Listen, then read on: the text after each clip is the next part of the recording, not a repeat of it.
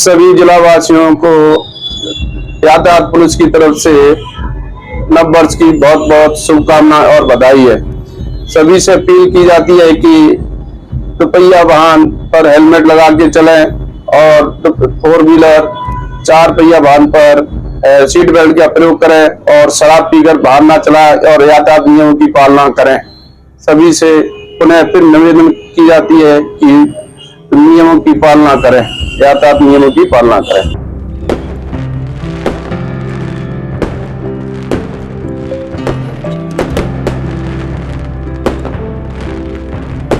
तांत्रिक की दरिंदगी का सनसनीखेज मामला। नाबालिग लड़की को गर्भवती बता परिजनों को डराया, पेट में जिन का बच्चा बता इलाज के बहाने फंसाया। बच्चा हटाने को शारीरिक संबंध बनाना जरूरी। तांत्रिक बंद कमरे में ले जाकर जबरन कपड़े उतरवाने का आरोप। लड़की से शारीरिक संबंध बनाने की कोशिश, वीडियो भी बनाई। वीडियो वायरल करने की धमकी देकर किया ब्लैकमेल। 2 दिन तक लड़की को बंधक बनाकर रखा गया। नशीला पानी पिलाकर होश में नहीं रहने दिया गया। तांत्रिक के साथ 3 अन्य लोग भी शामिल होने का आरोप। दाई बनकर आई महिला ने बहला फुसलाकर कपड़े उतरवाए। परिजनों को गुमराह कर अंधविश्वास का नाटक चलता रहा। भतीजी ने चोरी छिपे घर वालों को दी जानकारी तो खुला मामला। पंजाब से आगरा पहुंचे परिजन, जुटाए सबूत, तांत्रिक फरार। फतेहपुर सीकरी की रहने वाली है पीड़िता। 31 दिसंबर को जगदीशपुरा थाने में दी गई तहरीर, मुकदमा दर्ज। मुख्य आरोपी तांत्रिक फरार, साथियों सहित आरोपी तलाश जारी। थाना जगदीशपुरा क्षेत्र का मामला। आगरा से हिंदुस्तान वॉइस 18 के लिए दीपक कुशवाहा की रिपोर्ट। गांव में एक बाबा आया था जो ऐसे झाड़ फूक करता है, ढोंग पखंड करता है। वो 16 तारीख को गांव में गया था डाबर। वो वहाँ किसी के घर गया था, किसी को ठीक कर रहा था। ढोंग नगाड़े खूब बज रहे थे। मेरे ससुर जी, मेरी बेटी और मेरा बेटा वहाँ से निकल के अपने खेत की तरफ जा रहे थे। लेकिन वहाँ जाते हुए समय उन्होंने भी वो तमाशा देखने के लिए वहाँ रुक गए।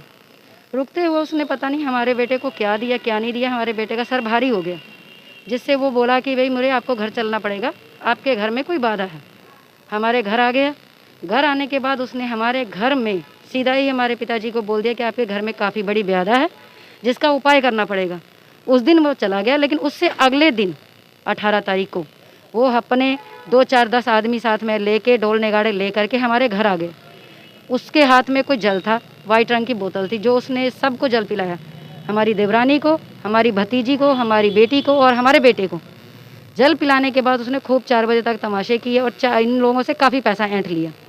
जाने के टाइम में उसने सीधा ही बोल दिया कि आपकी बेटी जो नाबालिग है वो 6 मंथ प्रेग्नेंट है, लेकिन ये बच्चा जिन का है। जबकि घर वाले सब बोलते रहे कि ऐसा हो नहीं सकता, लेकिन उसने बोला कि नहीं होगा। अगर आपकी बेटी की जान को खतरा है, अगर आप डॉक्टर के पास जाएंगे तो जान को खतरा रहेगा, क्योंकि जिन का बच्चा है।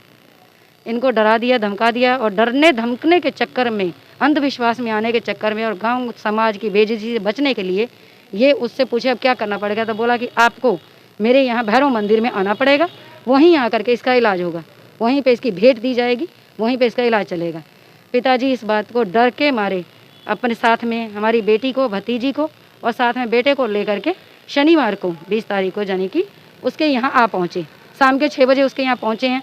शनिवार को जब वहाँ पहुँचे हैं तो पूछा गया बेटी से, पता नहीं उसने क्या दिया क्या नहीं। बेटी और भतीजी और बेटा तीनों बेहोश ही रहते थे, होश नहीं आ रही थी इनको।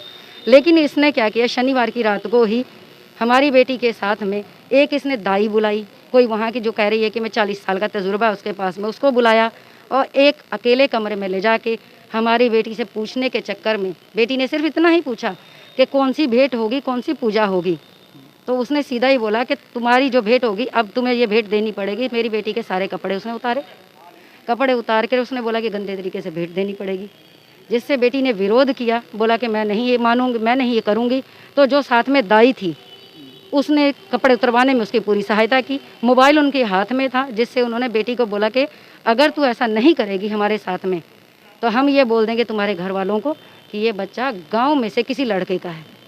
जब हमारी बेटी ने बोला कि अगर ऐसा बोल दो कोई बात नहीं, मैं मर जाऊंगी, मेरा मरना मंजूर है, लेकिन मैं ऐसा नहीं करूंगी, वो चिल्लाने लगी। बाहर वालों को सबको ये लगता था कि अंदर कोई भूत बाधा हटा रहे हैं। लेकिन बेटी जैसे तैसे करके वहाँ से बाहर आई। उन्होंने कोई वीडियो बनाई कि नहीं बनाई पता नहीं, लेकिन हाँ वीडियो की वो धमकी दे रहा था। बाहर आने के बाद बेटी ने दूसरी बेटी को ये बात बताई, भतीजी को हमारी को, कि दीदी मेरे साथ ये गलत करने की कोशिश कर रहा था। फ़ोन किसी के पास करने नहीं दे रहा था, ना हमारे पिताजी किसी को फ़ोन कर पा रहे थे, ना किसी से बात कर पा रहे थे। लेकिन बेटी ने चुरा करके दादा से भतीजी ने हमारी ने चुरा करके दादा से फ़ोन लेके हमें फ़ोन लगाया रविवार सुबह 8:30 बजे। जब हमें पता चला कि ऐसी हरकत है, हमने कहा कि कुछ मत करना, हम पहुँचेंगे तब देखेंगे। रविवार रात 10:30 बजे हम घर पहुँचे हैं। वहाँ से सुबह सोमवार को जब हम कहते थे कि बेटियों को लेके घर जाओ, पता नहीं क्या जल पिला देता था, दोनों बेटियां बेहोश होने लग जाती थी, पिताजी उठा नहीं पाते थे, वहीं रही। 2 दिन उसने अपने अंदर में कैद रखा, जिसमें कि फिर मैंने सोमवार को हमारे पति वहाँ से पंजाब से जब यहाँ पहुँचे हैं, हम लोगों ने उसको धमकी दी कि हमारी बेटियों को ले जाने दो। हमें तो सीधा साफ चैलेंज दिया गया, उस महिला ने सीधा चैलेंज दिया कि हमारा 40 साल का तजुर्बा है, इसके पेट में 6 मंथ का बच्चा, ना एक दिन ऊपर ना एक दिन नीचे। अंदर रह के क्या करता था और क्या बातें करता था? क्या अंदर रह के वो हमारी बेटी को सिर्फ यही बोलता था कि ये गंदे तरीके से इसको भगाना पड़ेगा, गंदे तरीके का ये जिन है, यानी कि जिस तरीके से जिन ने किया उस तरीके से मैं करूँ। करना पड़ेगा, वही सब करना पड़ेगा और उसी तरीके से ही ये बच्चा गायब होगा। तो बेटी ने सीधा बोला कि मैं ये सब कुछ नहीं करूँगी। ये सारा कैसे पता चला जब बेटी ने किसको बताया? ये बेटी ने जा करके पहले तो उसने भतीजी को हमारी को बोला कि दीदी मेरी मम्मी से बात करवा दो, क्योंकि बाबा मेरे साथ गलत करने के लिए बोल रहा है। फिर इसने मेरे को ये फ़ोन, किसी को घर में नहीं बताया, मेरे को फ़ोन किया। जब मैं पहुंची, मेरी बेटी ने रो रो के मेरे को ये बातें बताई कि मम्मी मैं, और हमारी बेटी सुसाइड करने लगी थी। जब मैंने इसको समझाया, बेटी ऐसा कुछ मत करना, हम संघर्ष करेंगे। अब पुलिस ने तहरीर की है, क्या कहा? अभी तो हम यहाँ आए हैं और सब सर को बता दिया गया है, और सर ने सारी बात सुनने के बाद बेटी के बयान भी लिए और उन्होंने बोल दिया है कि हम कार्रवाई कर रहे हैं।